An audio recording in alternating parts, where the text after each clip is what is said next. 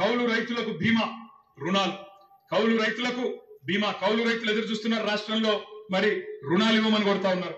అధ్యక్ష ఇది రేవంత్ రెడ్డి గారు చెప్పారు, కేసీఆర్ ఉంటే 5,000 వస్తాయి, కేసీఆర్ ఓడిపోతే 15,000 వస్తాయని చెప్పి డిసెంబర్ 9 నాడు స్వయంగా రేవంత్ రెడ్డి గారు చెప్పారు. ముఖ్యమంత్రి పదవిలో కూర్చున్నారు. మరి వారు డిసెంబర్ 9 దాటిపోయినట్టుంది, ఈ రోజు డిసెంబర్ 16 అనుకుంటా. 15,000 ఏడబోయినాయి అని చెప్పి రైతులు అడుగుతా ఉన్నారు. రేవంత్ రెడ్డి గారు మీరు సమాధానం చెప్పేటప్పుడు చెప్పాలని కోరుతా ఉన్నాం.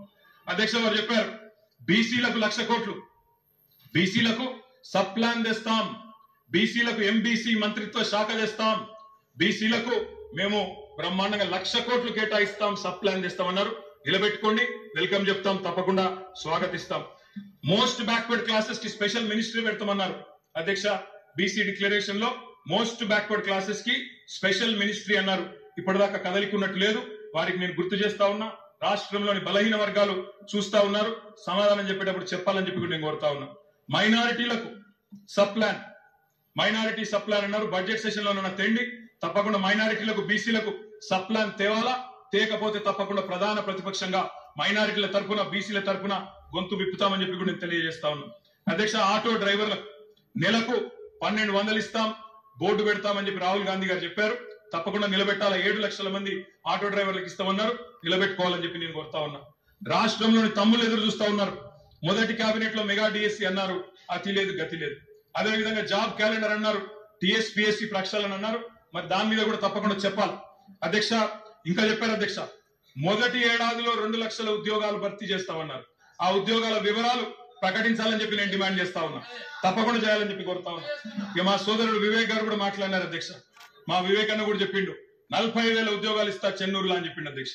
చెన్నూరు ప్రజలు ఆశగా మా వివేక్ అన్న గురించి చూస్తున్నారు. తప్పకుండా 40,000 ఉద్యోగాలు ఇవ్వాలని చెప్పి కూడా నేను కోరుతా ఉన్నా అధ్యక్ష. అధ్యక్ష ఇంకా చాలా చెప్పారు అధ్యక్ష. ఇట్లా హామీలు 1, 2 కాదు అధ్యక్ష, చాలా చాలా చెప్పారు.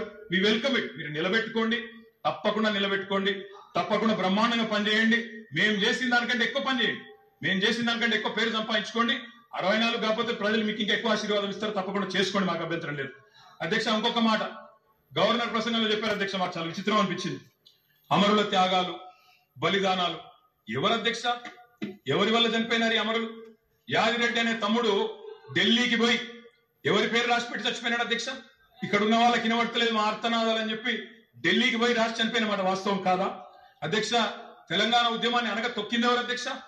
1952లో 7 మందిని చంపింది ఎవరు? 69లో 371 మందిని చంపింది ఎవరు? 2004 నుంచి 14 దాకా మరి 100 మంది ప్రాణాలు తీసుకున్నది ఎవరు? శ్రీకాంతచారి గాని, యాదిరెడ్డి గాని, యాదయ్య గాని వారి మరణాలకు కారణం ఎవరు? బలి దేవత ఎవరు? ఇవన్నీ కూడా ప్రజలకు తెలుసు అధ్యక్ష. తప్పకుండా సరైన సమయంలో సరైన నిర్ణయం ప్రజలు తీసుకుంటారు అధ్యక్ష. బలి దేవత అన్నదెవరో కూడా ప్రజలకు తెలుసు అధ్యక్ష. కావాలంటే రికార్డు ప్లే చేయమంటే కూడా చేస్తా. బలి దేవత ఎవరు, బలి దేవత అని అన్నదెవరు, ఇవన్నీ కూడా ప్రజల ముందు ఉన్నాయి, తప్పకుండా చెప్తాం అధ్యక్ష. అధ్యక్ష పౌర హక్కుల గురించి మాట్లాడేది, నియంతృత్వం, నిర్బంధం, ఇక అది జోక్ ఆఫ్ ద మిలేనియం అధ్యక్ష. కాంగ్రెస్ పార్టీ నియంతృత్వం గురించి మాట్లాడడం, నిర్బంధం గురించి మాట్లాడడం, ప్రజాస్వామ్యం గురించి మాట్లాడడం. ఎన్కౌంటర్ల పేరిట 100 మందిని కాల్చి చంపింది ఎవరు అధ్యక్ష? ఎమర్జెన్సీ పెట్టింది ఎవరు అధ్యక్ష? తెలంగాణలో నెత్తులు కారిచ్చింది ఎవరు అధ్యక్ష? పౌర హక్కుల హననం చేసింది ఎవరు అధ్యక్ష? మీ హయాంలోనే కదా గ్రీన్ టైగర్లు, బ్లాక్ కోబ్రాలు, నయీం ముఠాలు విచ్చలవిడిగా తిరిగింది ఎవరు? పెంచింది ఎవరు అధ్యక్ష? వీళ్ళు కాదా? ఇవాళ మాట్లాడుతున్నారు అధ్యక్ష పౌర హక్కుల గురించి. అధ్యక్ష మా సీతక్క గారికి తెలుసు, అధ్యక్ష పౌర హక్కుల గురించి. ఆనాడు చర్చల కోసం నక్సలైట్లను పిలిచి కాల్చి చంపింది ఎవరు అధ్యక్ష? వీళ్ళు కాదా అధ్యక్ష? నేను ఏమంటున్నా అంటే ఇవాళ వచ్చి 1000 ఎలుకలు తిన్న పిల్లి తీర్థయాత్రలకు బయలుదేరినట్టు చాలా నీతివంతమైన మాటలు మాట్లాడతామంటే కుదరదు అధ్యక్ష. చరిత్ర చెరిపేస్తే చెరిగిపోదు, చించేస్తే చినిగిపోదు అధ్యక్ష. ఇంకొక మాట, ఇందులో చాలా ఉన్నాయి అధ్యక్ష చెప్పాలంటే. అధ్యక్ష ఒక్క మాట, విద్యుత్ రంగం గురించి చాలా చెప్పారు అధ్యక్ష. విద్యుత్ రంగం గురించి చాలా చెప్పారు అధ్యక్ష. విద్యుత్ రంగం మీద వాస్తవాలు చెప్పాల్సిన బాధ్యత మా మీద ఉంది. ఇవాళ శ్వేతపత్రాలు అంటున్నారు అధ్యక్ష. వీళ్ళు కొత్తగా ప్రచురించేది ఏం లేదు అధ్యక్ష, మేమే ప్రచురించిన వాళ్ళు. శ్వేతపత్రాలు ఇగో కోకొల్లలుగా, ఒకటి కాదు అధ్యక్ష, శాఖల వారీగా 10 సంవత్సరాలు తెలంగాణ దశాబ్ది ఉత్సవాల సందర్భంగా అన్ని శాఖల శ్వేతపత్రాలు మేము ప్రచురించినాం. కావాలంటే పంపిస్తాం. గదే అధికారులు, గదే ఐఏఎస్ అధికారులు, కొత్తగా వచ్చిన వాళ్ళు ఎవరు లేరు, వాళ్ళే ఉన్నారు, వాళ్ళే ఇస్తారు. గదే లెక్క. మీరు తిమ్మిని బమ్మిని చేస్తామన్నా, మసిపూసి మారేడికాయ చేస్తామన్నా మార్చగలిగింది ఏం లేదు. ఆల్రెడీ శ్వేతపత్రాలు ఉన్నాయి సార్, కొత్త ప్రచురించేది ఏమీ లేదు, వాళ్ళు కొత్తగా సాధించేది కూడా ఏం లేదు అధ్యక్ష.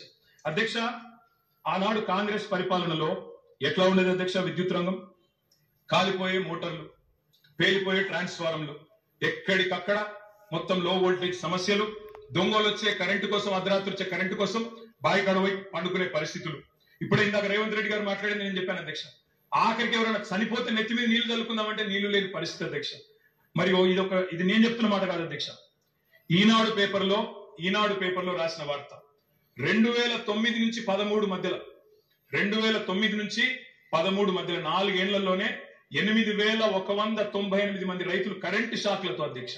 ఇది బలవన్ మరణాలు కాదు, ఆత్మహత్యలు కాదు, కేవలం కరెంటు షాక్లతో చచ్చిపోయిన రైతులే 8198.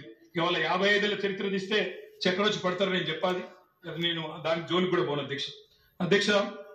ఇది చెప్పాలంటే చాలా ఉన్నాయి అధ్యక్ష. మా కౌశిక్ రెడ్డి గారు ఇక్కడే ఉన్నారు, హుజూరాబాద్ ఎమ్మెల్యే గారు. ఆ ఎమ్మెల్యే గారు గతంలో అక్కడ హుజూరాబాద్ లో మరి కేసీఆర్ గారు స్వయంగా పోయి అక్కడ భిక్షపతి అని ఒక రైతు చనిపోతే మా మధుసూనాచారి గారు, మాజీ స్పీకర్ గారు, కేసీఆర్ గారు స్వయంగా పోయి ఆ రైతును పరామర్శించి ఆ కుటుంబాన్ని ఆదుకున్న పరిస్థితి. పాము కాటుతో చనిపోయినారు అధ్యక్ష. ఏముండే అధ్యక్ష కాంగ్రెస్ పార్టీ ప్రభుత్వం యొక్క పర్ఫార్మెన్స్?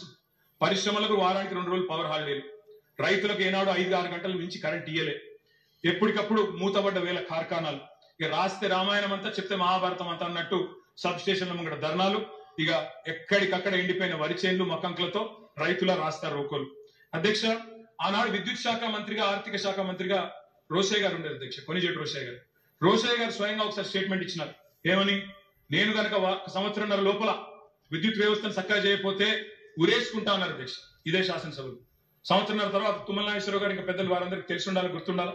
ఆ రోజు రోషయ్య గారు బ్యాగ్ లో పెట్టుకుని తెచ్చుకున్నారు అధ్యక్ష ఉరితాడు. నా వల్ల కాలేదు, ఇక ఉరేసుకోవడానికి నేను రెడీగా ఉన్నా అని చెప్పి ఇదే శాసనసభకి ఉరితాడు కూడా తెచ్చుకున్నారు అధ్యక్ష. అది వీళ్ళ పర్ఫార్మెన్స్ అధ్యక్ష. విద్యుత్ సంస్థల లెక్కలు చెప్పిన అధ్యక్ష. లెక్కలు తప్పకుండా లెక్కలు చెప్పాలి. నేను లెక్కలు చెప్పాను. అప్పుల పాలు చేశామన్నారు. అప్పుల పాలు గౌరవ శాసనసభ్యులకు సబ్జెక్ట్ చెప్పి ఏం చెప్తున్నా? లెక్కలు చెప్తున్నా సార్, లెక్కలు చెప్తున్నా.